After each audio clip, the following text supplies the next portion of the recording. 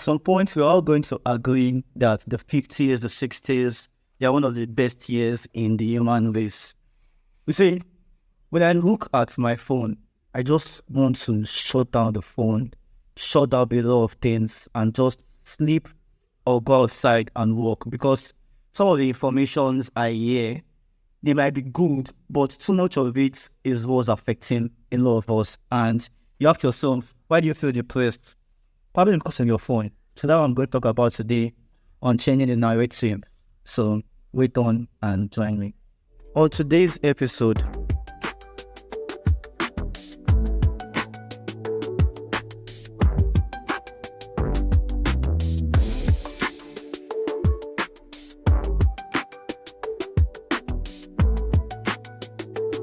this rectangular device is the best thing that has happened to modern day society. And it's probably the worst thing that has happened to our society. You see that men or children, they feel more depressed these days. And I ask myself, why so? Why is it that a lot of people just want to take their life, or a lot of people just are silent and not talking and not relating to the other society? And you ask yourself, is it because of something that we eat? Is this because of one science? Is it because of one thing that someone that is behind this thing tells us? And my conclusion is the information that we receive. People that I admire, people that I listen to, they give me something that I want to hear. And a lot of people give me the opposite thing that I do not want to hear. And whether I love it, whether I like it, these things over and over and over again is just not necessary. Like, for instance, there is a problem in another country. Said, yes, I want to get informed, I want to listen to the news globally, and then realize that what you just listened to, what you just read, does not affect you in any way. And deep down, you don't care. Yes, bad things are happening. Yes, bad things will always happen. But to be honest, why do you care? Because I'm a good person, because I'm supposed to care about others. But what can you really do? For instance, there are countries right now that are in war. There are countries that are being oppressed. And there are countries that are actually doing the oppression. And you say, I want to support these guys, I want to support this country, I want to support that country, because what they are doing is good, what they are doing is bad. But there's nothing you can actually do. There's no real impact than to become what people call the keyboard warrior. And I look at myself, probably that was true. Probably. Most likely, definitely it is true. I found myself in the situations over the past few months where I have to rethink about people that I follow. I have to look at my timeline and say, am I really following this person because they are genuinely affecting my life positively? Or am I just following because I think I have to follow them? Like, for instance, I looked at some of my followers, or some of my following rather, I say, there's nothing I'm really gaining from this person. You know, because I've seen this person from this person's show, and my timeline is filled with things that the not really affect me. Like, if you go to my Twitter, you will see trending in America, and I ask myself, why? Why is it different? I'm not using any VPN. Right now, I just got on some VPN, but before then, I wasn't using any VPN. And because I'm following information that doesn't really affect me, I'm always concerned about American politics. Meanwhile, I'm in Nigeria, where the politics is directly affecting me. The prices of goods is high, the dollar is increasing, national reserves is reducing. Those are real issues that should concern me. But instead, I'm there arguing about Trump and Joe Biden, because to be honest, I don't really care. because whether the Trump win or the Joe Biden win, whoever win, that's America's problem. And it's not that I have any beef with any country. It's not that I hate anyone that thinks that America. But the Nigerians with Nigerian problem. You might be from Egypt, you have your own Egyptian problem. So what concerns you with issues with Nigeria? The only time where it can affect you is whether you have a business or you're trading, you just want to get in touch with those kind of information. But scrolling through social media, looking for news, that doesn't really affect you. It's something that will affect you mentally because your brain is storing information that doesn't benefit the body. I don't know the science behind that. That's not what I study. I'm actually studying computer science. So that's where my own issue is. Another thing I want to point out is the issue of people agreeing with others. Yes, there's the issue of what concerns you, and now there's the issue of always agreeing with everybody. Recently, over the past few weeks or few months, probably past 6 months, a lot of people are now coming up and realizing, am I following these guys because they have impact or because I'm supposed to follow them? Like, you can use a great example of people that I do listen to once in a while right now, because before I listened to them back to back, but now I've reduced my time because I have to protect my brain and my health, my mental health. The Daily Wire. The Daily Wire comprises of a lot of writers, mostly on the right side of American politics. You know, there's the right and there's the left. On the right side, on the Daily Wire, we have the Ben Shapiro, we have Candace Owens, we have Matt Walsh, we have Michael Mullers, and a lot of other writers and speakers and people in that group. But recently, the Israel-Hamas war started. There's a side that wants to speak up but can't speak up. There's a side that supports Israel all through. There's a side that is trying to be rational, that should I really support Israel or should I support Hamas, or what side should I support? That's been putting the Candace Owens side. And the way our politics is tilting is probably in the support of Hamas, not Hamas as a terrorist organization, but the Palestinian people of whom is being attacked. Now, we have Ben Shapiro, who is going to support Israel because he's a Jew, not that he has to, but his politics tilts towards that side. And we have Candace Owens, who is support of the victims and the fact that America shouldn't be involved in the war. Ben Shapiro initially and Candace Owens, they all agree on whether America should fund the Ukraine-Russia war, and the agreement is no. Now the Israel-Hamas war, Ben is so America should support Israel, and Candace is America should not be involved. Now we have the world that is divided on all sides of the spectrum, whether you support one side or you support the other side. And that kind of thing has made me realize that, should I really support anybody? Should I support the agitate, the Ben Shapiro, the David Ondane, the Nigerian, whether in Nigeria, anybody, should I support them? Or should I just actually move back a bit and see the world from another, or see the world from the bird's eye view? Because when someone says something, you want to agree because you like what they said, and you find yourself repeating that thing.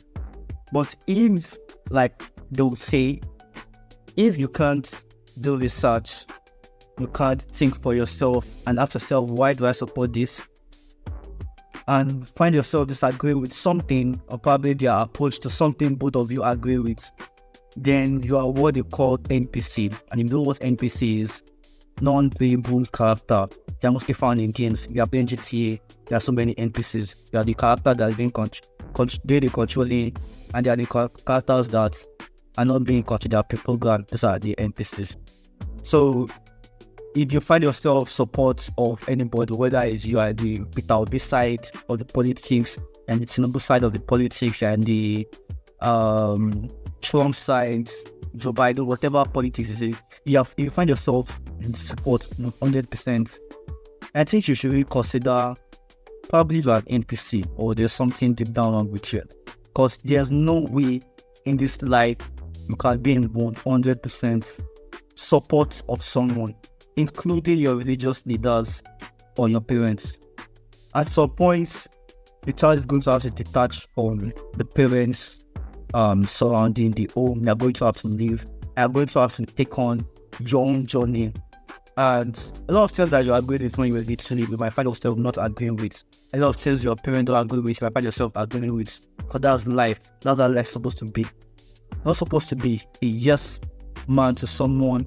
Not supposed to be a no man or just keep on repeating something. That's not you. You find yourself in a church or a school or something like that, and you are being taught something, most likely a church, which is a good example, by your pastor, and you're just agreeing, yes sir, daddy, being the pastor, I have to put the pastor before me, before my family and everything. And that's where your own problem will begin, because you are no longer in there. What you're supposed to be, your brain or your soul is out of your body, because now you've become not a sheep to the shepherd, but how do I say it? A sheep that is tied down with chains and is being hunted. Yeah, that's the word. Because the cow, the cow would be a good example.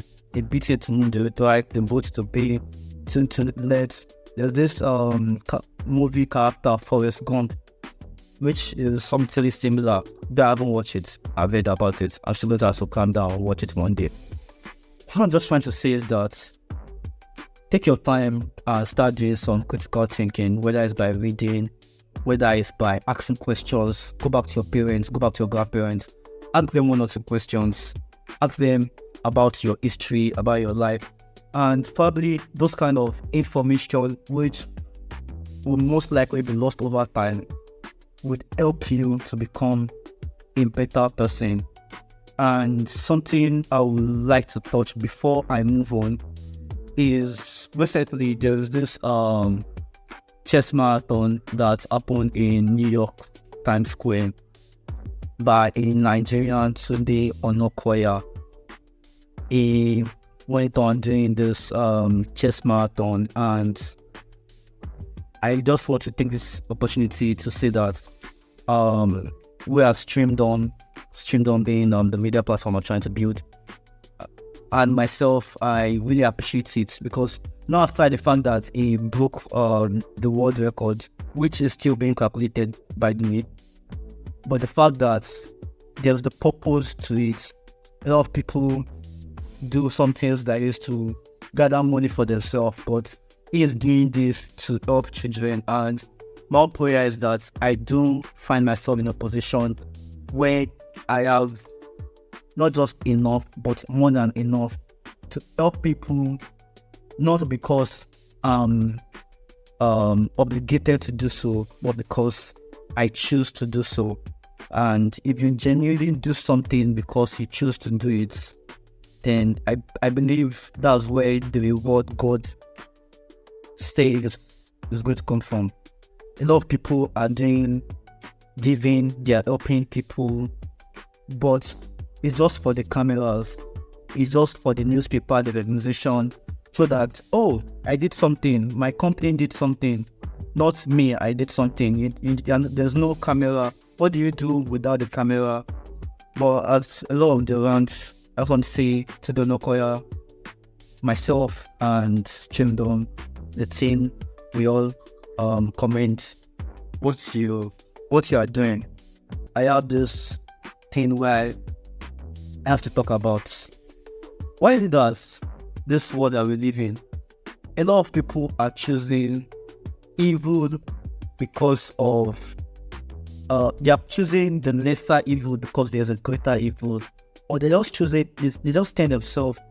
We tend to, a lot of people tend to find themselves choosing evil in general. For instance, recently on my timeline, I've been seeing people in support of Adolf Hitler, saying that Adolf Hitler is too small.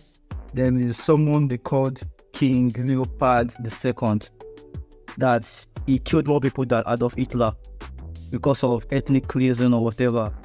Because a lot of people excuses that what Israel is doing to some of these countries in the Northeast, is it in the Middle East rather, is a justification to prove that probably Adolf Hitler was right, or these guys, they are right. A lot of people, okay. Well, I think some people need to undergo some mental health check and find out what is that is happening to them. Whether you kill one soul or you kill millions of souls, I personally do not see a justification for it. A case where I can say that probably the justification is being a soldier, because a soldier is more than protecting your country. It's something that is even there biblically. But aside that, there's no justification for taking life. There's no justification for killing someone. And you might want to say self-defense, but on this scale, what is the self-defense? Starting war. There's no reason to start war. I saw Tucker Carlson video saying that, talking about this Nagasaki and Tokyo, the events that happened in Tokyo during World War II, where America had to do the atomic bomb on Japan. People were saying, if America didn't do it,